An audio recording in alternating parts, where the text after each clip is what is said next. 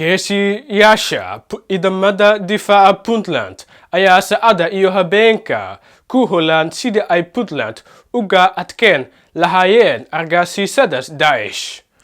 Puntland waa midda kaliya ee argagixisadaas Soomaaliya kula jirto si ay duwan maamulka Soomaaliya ee Muqdisho oo kaliya ku mashquulsan la dagaalanka Puntland, Jubaland iyo waliba Somaliland.